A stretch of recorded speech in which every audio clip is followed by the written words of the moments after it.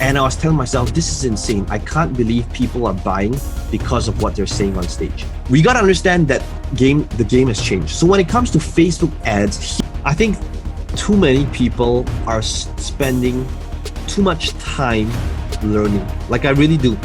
Learn from people that has it figured out before. Once again, here we go. Know the name on the flow. Turn me up a little more.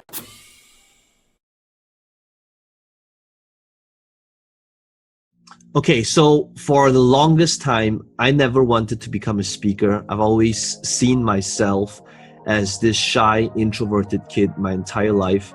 And how we define ourselves will enable us to determine how we show up in our lives, right? So for the longest time, I never wanted to be in the spotlight, to even do a video like this. This would have been scary as hell. Okay, so just to give you a backstory and like kind of like the transition, the change happened only because I wanted to learn how to sell better online anonymously, because that's how I've been running my entire business for a really long time in the gaming market. So I attended an event that was about sales. But my purpose of attending that event on sales and speaking and selling on stage was just so that I could create scripts better for my video sales letter, which I'll have somebody else be the face. So that was the purpose of me going on that event. So at the event, I thought, this is pretty interesting. I signed up for the upsell, and somehow that event kind of motivated me to just give speaking a try for once. So long story short, I did my first ever event, and I was doing exactly what I learned from the event. And back then, doing a stack, you would have this flip chart and you write your thing on a flip chart and you cross it out, giving out bonuses. And I said something along the lines of this. I said, for the first 17 people that go to the back of the room and register. Then nothing happened. And then there was 900 people there. It was held in Singapore at the Expo Hall. And it was just one of the most awkward, embarrassing moments ever. And you gotta remember, like back then, this was like 8 years ago, things were very different. Right after I gave my offer, and I went off stage, there was no music, there's nothing like that. And imagine a room of 900 people, huge room, where you have to go to the back of the room with everybody looking at you, and you gotta kind of like smile awkwardly to them. So that was like a walk of shame. You know, I would never wish that feeling upon anybody.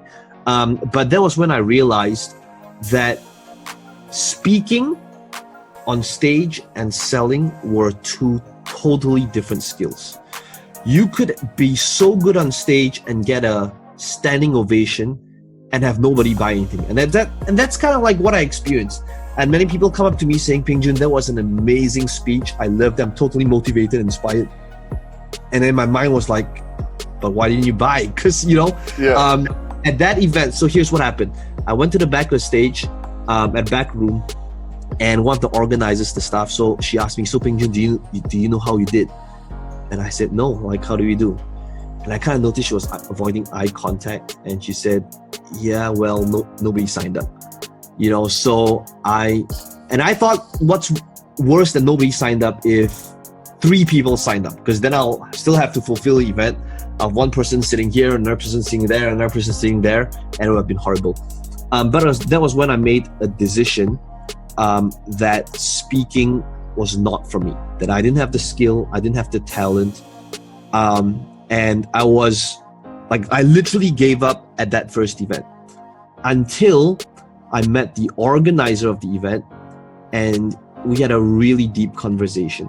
So first of all, I thanked the organizer. I said, thank you very much for inviting me.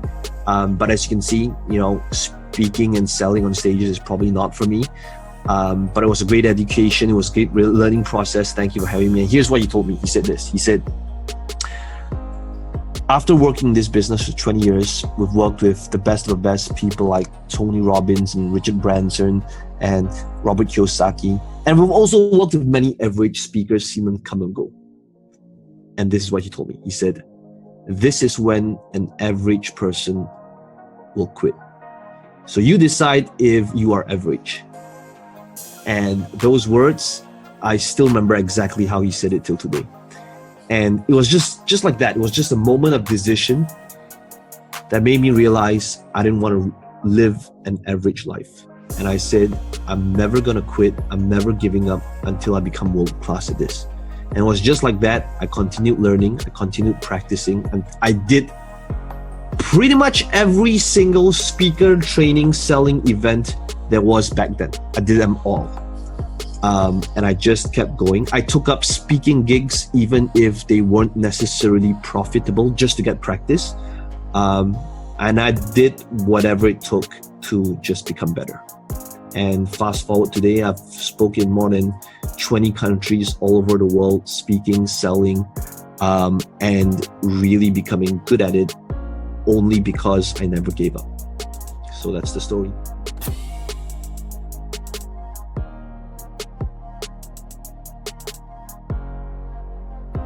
So there's a lot of things I didn't realize back then. Like, sort of my first event, I came from the angle of, I've been marketing for many years. I was looking at what other speakers were doing. And I was telling myself, this is insane. I can't believe people are buying because of what they're saying on stage. And I told myself, I'm gonna go up on stage, I'm gonna blow their minds, I'm gonna show them exactly all the steps to make it happen, give them step by step so that they can see that if they follow me, I'm gonna give them, like, can you imagine if this was the free stuff, what the paid stuff would be like? And that was my mindset. But here's what I didn't realize. I didn't realize that when it comes to speaking and selling on stages, it's not about giving them the steps, because even if you wanna serve them at the highest level, it's not by giving them the steps. So like what I did back then was I went on stage and I said like, okay, so to run a successful business, I'm going to give you like the 30 steps that's necessary to make that happen, right? So I gave them like, like really in detail. But here's the problem, as what many marketers and speakers don't understand is they think it's about the steps, just like what I thought. I thought it was about the steps. But what creates real change, steps are just the 20%. What creates real change is the other 80%. It's the mindset, it's the attitude, it's the belief, it's the environment around it, right? If you really think about it, the example I like to give is, for example, weight loss, or rather being fit. Everybody wants to be fit, everybody wants to be healthy, everybody wants to look good naked. That's something everybody wants, right? Yeah. But the truth is, not many people have their ideal bodies or health. Why is that the case? It's not because we don't know how. In fact, steps-wise, just two things. It's just eat right, exercise daily, right? But why people don't have that result is not because of the steps, it's because of the other 80%. Perhaps it's not important enough. Perhaps they don't have the belief, the mindset, the attitude, the environment to make them do those steps. So in order to create change at the highest level for our audience, whether it's through a webinar, whether it's through a sales video, whether it's through a live event, it's all about changing their beliefs, mindsets, and attitude towards those things. Answering a much bigger question of why is it that they can do it as well? So what made the biggest change was when I came from the angle of, number one, sharing my story. So one thing I didn't do in my first few events was I thought I wanted to go straight to the content so I don't waste them the time. So I didn't talk about my story, my backstory, the struggles I've had, because I thought all of that was a waste of time. What I didn't realize is that was huge in understanding and giving them the belief of why they can do it as well. I realized that the purpose of sharing my story and the struggles and why that's essential is because essentially you are showing them why is it that they can do that as well. And that's something many speakers don't do. They are reluctant to share their struggles because they think that it makes them weak, when in fact, it actually empowers the audience on why they can do it as well. So that's number one. Number two is, to me, speaking and teaching was one thing, and then selling was another thing. And that's what many marketers do as well. They teach. At the end, they've got something to sell, and then there's a weird transition from teaching and selling something, when in fact, the entire presentation is a close. Where in fact, right from the time you are speaking and introducing yourself and teaching, world-class speakers, what they're doing in their speaking, teaching sessions is they're actually answering objections. Objections about the opportunity, objections about their own internal conversations on why they can't do it. Things like, I'm too old, I'm too young, I don't have the technical skills, I don't have the capital, right? As well as the excuses that they might have around it. And that's basically the biggest differentiator.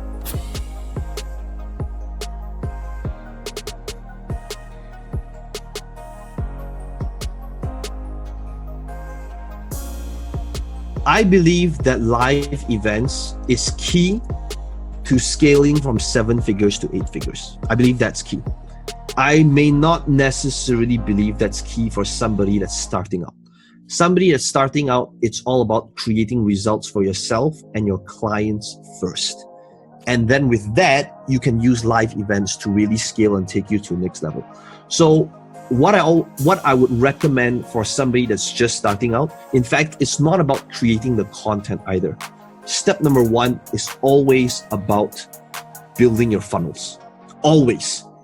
And the best way, so it's not about, I think because there's so many distractions out there, people are thinking like, they look at what we're doing right now and they could be thinking themselves like, is podcasting the way to go, right? Is email marketing, should I be spending my time on Facebook, putting it on my blog, putting it on Instagram? And there's all these different ways to start putting out content without realizing that all those things is actually pointless if you don't even have a funnel. And the best way to ask yourself if you have a funnel is to ask yourself, when you woke up this morning, whether you had money go into your bank account while you were asleep.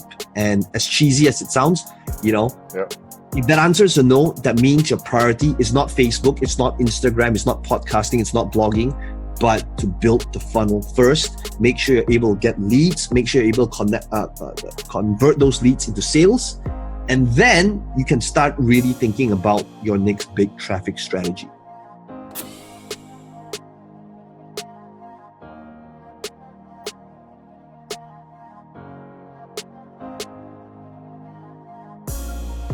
So I believe that, right? Well, it's not a belief, but mobile is the new TV, right? We got to understand that all these different channels that we used to watch on TV, they're all replaced with social media platforms, Facebook, Instagram, right? So Instagram is like the new reality TV, right?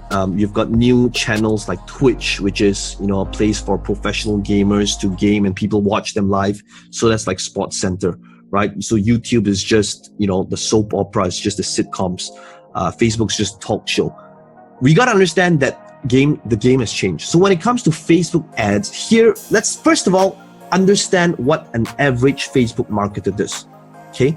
So we got to understand that if we do what everybody else is doing, the average person is doing, we'll get average results. So let's take a look at what most people, business owners and Facebook marketers are doing. Here's what they do.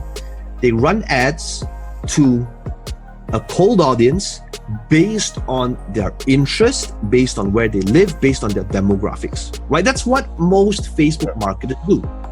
And we do that, sure, we can get good results if we are good at that. But the problem is that cost is constantly rising every single day as more businesses are coming on board, and Facebook is at max advertising space, right? So they're maxed out on their space, but there's more advertisers coming in. So what does that mean? It means rising ad costs. However, if we want to, I believe that moving forward, and this is something I've been doing for the last 2 years, it's about adding an additional layer.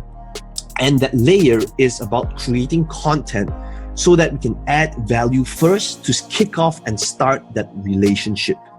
So that means putting out value, videos, just like this one perhaps, and then boosting that to an audience that's cold, that doesn't know who we are, but boosting it strategically so that it's based on their interest.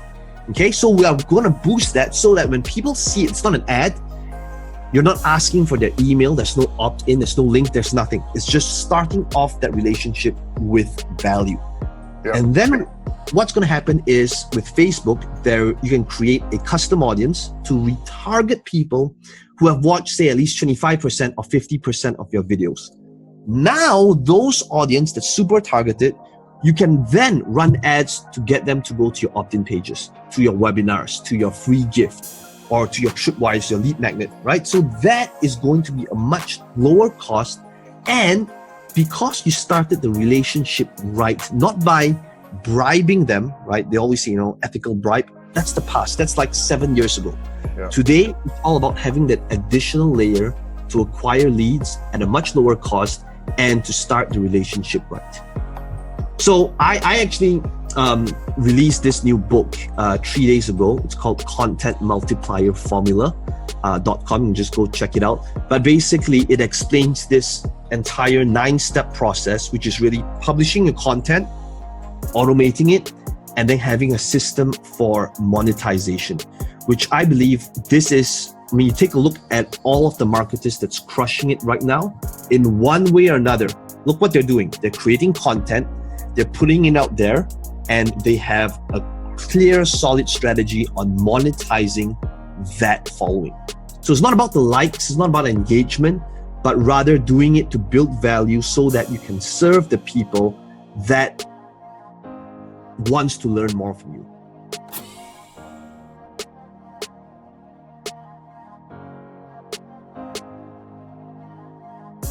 Right, and think about it, there's kind of like 3 main angles for when it comes to getting people to take action. So what you said just now, solving problems, that's one, okay? So just think about it, okay? Hard to imagine, but imagine these 2 hands. These 2 are islands, okay? So let's say on this left hand, this left island here, this is where they're at, and this is Hell Island. This is where they're facing the pain. This is where they're having issues. They're having problems. They want to come here. This is Heaven Island. Heaven Island. This is where they'll make the money. They become fitter. They become healthier. Become more productive. They become more confident, or whatever it is they want to achieve. Right. So as marketers, think about what most marketers do is every single time. Most marketers are selling Dream Island, or rather Heaven Island. Most marketers are saying, "Don't you want to make $1 million?" Right? If you come here, you'll be able to quit your 9-to-5 job and you make passive income. And then when people don't take action, you know what they say? They'll say, "What's wrong with you? Don't you want to make $1 million? Come and join me," right? From Hell Island can join me here. But they don't realize that there's only 2 things that makes a person take action, which is either the carrot or the stick. Carrot is the reward, right? The reward and benefit of being on heaven. But we all know this, most people anyway, only take action when it's too painful to remain in the same place. But the problem is, most people stay in the same place because it's not painful enough to get out of the comfort zone. And that's why they choose to stay in the Hell Island. So as marketers, it's not just about selling Heaven Island, but really pointing the pain of staying in Hell Island. And the best way to do it is not about being generic, right? Being generic is like what most marketers do again, saying like, "Don't you hate your 9-to-5 job?" That's generic. What makes messaging very powerful, whether it's through video, whether it's through writing your sales copy, or whether it's through writing email, is if you can pinpoint a symptom. Okay, what does pinpointing a symptom mean? It means this. Let's take, for example, Facebook ads, which you just said. Okay. So Facebook ads is selling vision of heaven would be, want to make more money with Facebook, right? Get a 2-to-1 returns. That's selling heaven. If you can pinpoint the pain, which is symptom means the best way to tell us a symptom if you can point to it. So if you had an ad or a video that says, "Does your Facebook ad suck right now?" Well, it doesn't really pinpoint to a problem, to a symptom, and that's why it's not a symptom. However, if you had a message, an email, or copy that says, "Is your Facebook relevancy score under 6?" Now the people who gets it will really get it. They'll be like, "Yes, that's me. I need to watch this video. I need to read this email. This sales copy understands me." Okay? That is how you create compelling messages. And I know you asked me about like what type of videos, and I'm just stepping out a little bit to talk about how solution and problems are one thing. But if you can really pinpoint the pain by going into the symptoms, That's how you become a better marketer. That's how you write better ad copy. That's how you create better headlines. That's how you write better emails. That's how you write more compelling sales letters, when you can pinpoint the symptom of what they're going through and the pain attached to it.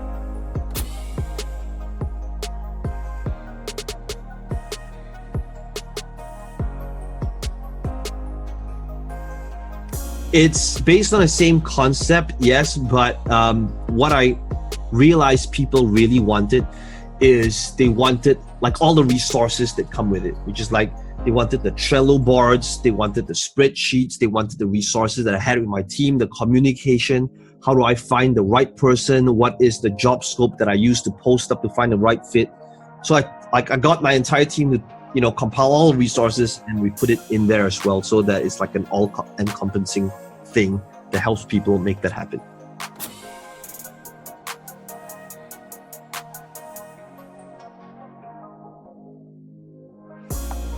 Yeah, you just need to go to contentmultiplierformula.com.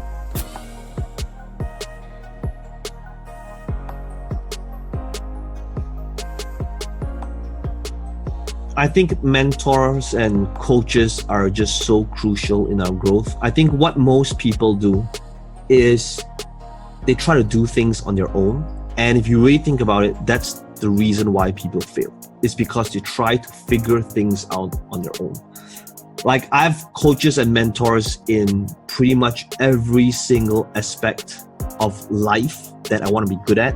So when it comes to fitness, I know that like ever since I started training with a coach, I've gotten faster results than I've had trying to do it all alone in all my years combined.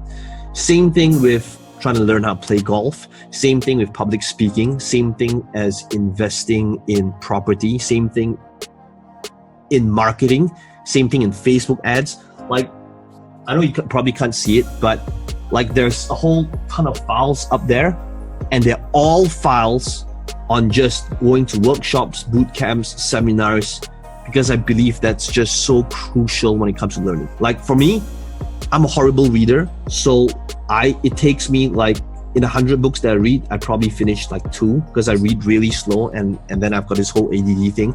So I can't really focus, but I learn best in an environment where if it's live, it's a person's there, that's when I thrive best. So I'm not saying, spend all your money, go to seminars. I'm talking about learn from people that has it figured out before, rather than trying to do it yourself. Because we are in an environment today where a lot of people say, I want to be able to do it, but I don't know how.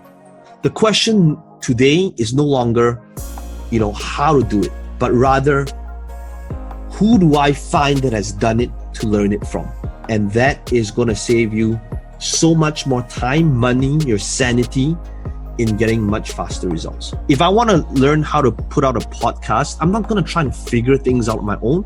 I'm just going to go out there and buy a product where somebody figured it out and just do what this person tells me to do. So same thing with YouTube ads, with LinkedIn, or whatever it is you want to achieve. Don't try and figure things out on your own. Just learn from somebody who has done it before, and just do it by learning from them.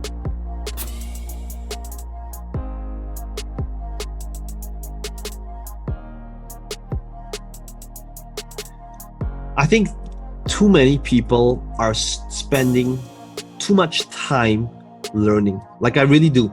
Like, I think that with all of the information out there, too many people is just constantly analyzing and planning and strategizing, which is great, but sometimes it's just about doing it, making the mistakes and adjusting along the way. And I know that there are many people that's just out there afraid to make mistakes, because that's what the education system has shaped us to become, to avoid making mistakes. But as an entrepreneur, mistakes are a given. So rather than, just constantly learning, which is great, spend more time doing and executing. Awesome, man. Appreciate again.